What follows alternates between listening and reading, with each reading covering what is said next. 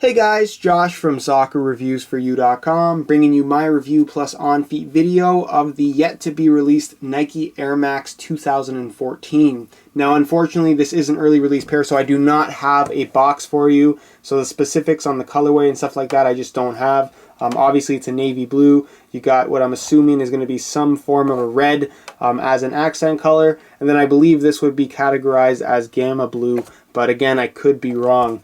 So the colorway, kind of unknown. I believe these guys are going to release on December 18th, somewhere around the middle of December of 2013. So they're not too far away, but I did manage to get myself an early pair, which I'm pretty happy about. I like the shoe. I think it's a good looking shoe. I can't say that I like it more than the 2013 Air Max, but I still think it's a pretty good looking shoe, and the design lends itself well to some pretty unique colorways that I'm sure we're going to see down the line. Now, as far as what they've changed going from the 2013 to the 2014 model, the outsole itself hasn't changed. The new Air Max unit was one of the major new features for the 2013 model. That hasn't changed going into 2014. What has changed, though, in a pretty dramatic fashion is, of course, the upper. You can see that Nike has gone away from the Flywire design, which I can't say that I'm particularly happy about. I think Flywire in any shoe is really the coolest feature. I think it's such a good idea, and I think it looks really good. It has such a unique look about it. Even though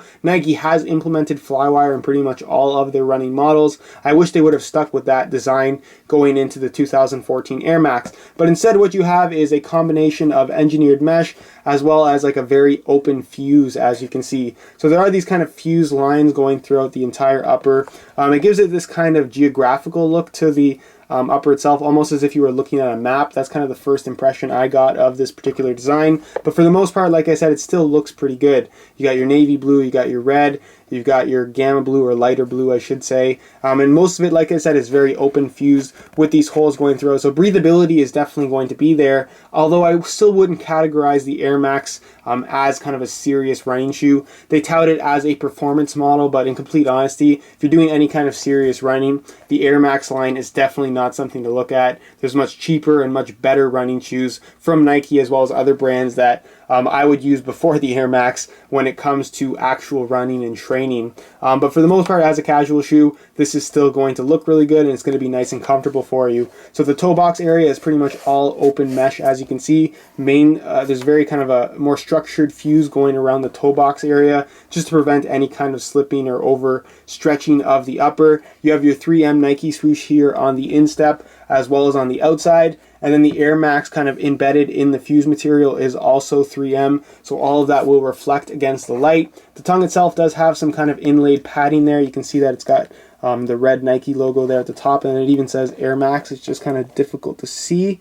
I think you guys can see it there now. The heel liner is kind of a very soft material, obviously navy blue, and there's a decent amount of padding there as well. Give you guys a quick look at the insole. You can see it says running, neutral ride. Again, they're trying to push this as an actual running shoe, but if you're doing any kind of serious running, this is definitely not a shoe that I would use. It's kind of like that Ortholite material, very, very soft, decent amount of thickness, providing some nice step-in comfort. As far as the midsole goes, that's what makes the Air Max series unique. You have this top line of foam. I believe it's a Phylon. I'm not 100% sure on that, but you have that top line of foam, which is backed up by, of course, your 360-degree full-length Air Max unit, which is really good. It's much improved over the previous Air Max units, at least the ones that I've used. I have a 2011 pair of Air Max, and going from the 2011 pair to the new 2013 or even 2014 model, the Air Max unit is much improved. It's a lot more flexible, and to me just feels a lot more cushioned than what we had before. You do have this kind of little plastic top line carrier area going through the heel, but what's cool about this particular colorway is that you do have that fades from that light blue to the red. The bubble itself is clear all the way through, but the inside of the Air Max unit as well as the outsole itself does have that fade effect, as you can see, which I think looks very, very unique. The outsole itself has changed a little bit. The pattern's still very similar with this kind of waffle-like design. They changed it a little bit in the heel as well as a little bit at the toe, but for the most part, it's going to provide decent traction if you are running in them, but just for casual wear, you should be just fine. And there's a decent amount of rubber on here as well, so durability isn't going to be much of a concern. You can see it wraps up on the toe, and the outsole itself is kind of like semi-translucent all the way throughout, so it's like a translucent red or semi-translucent to more of a translucent blue. And then of course it is Nike Plus compatible, so it does have that little slot in the middle well if you want to throw in that Nike Plus chip, again, if you're going to be using these as a performance model. So that's pretty much it as far as the technical specifications, just a close in-hand look at the shoe, and move on next to what these guys look like on feet. Alright, here's a look at the Air Max 2014s on feet with a pair of shorts.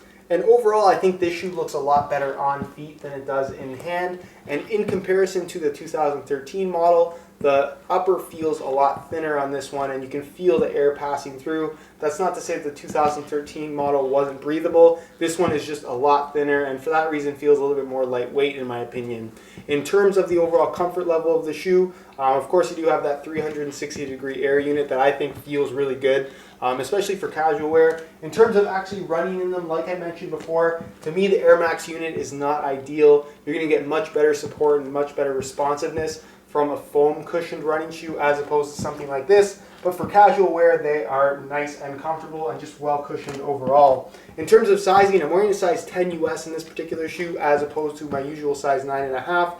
And that's just because I find the Air Max series to generally run about a half size small. I wore a 10 in the 2013 model, and I went for a 10 in the 2014, and the fit to me feels absolutely perfect. Of course, once they come out, they'll be available at pretty much any shoe store, so definitely try them on before you buy if you do have that opportunity. You could go true to size if you want, but if you want something perhaps a little bit more comfortable, I would definitely go a half size up. So that's pretty much it as far as what they look like on feet with a pair of shorts. Move on next to what they look like on feet with a pair of pants. Alright, here's a quick look at the Air Max 2014 on feet with a pair of pants. And I think for the most part, most people that are buying these shoes are buying them for casual use. One, because they look pretty good, and two, they are very, very comfortable. I think that the Air Max unit as a whole just gives this shoe a very unique look. And if you're looking for something that's comfortable, but at the same time subtle enough to wear on an everyday basis, this is definitely something to take a look at. So that's pretty much it as far as what these things look like on feet. And I'll leave you to my final thoughts. Alright guys, that's it for my review of the Nike Air Max 2014. I have to say that this shoe has grown on me. I think the design of the upper really lends itself well to different types of colorways, whereas a 2013 model to me was just a little bit too plain. I don't necessarily prefer it over the 2013 model, but if you're looking for something different and you're a fan of the Air Max series, I think that the 2014 is definitely a good effort by Nike and a shoe that I personally like the look of.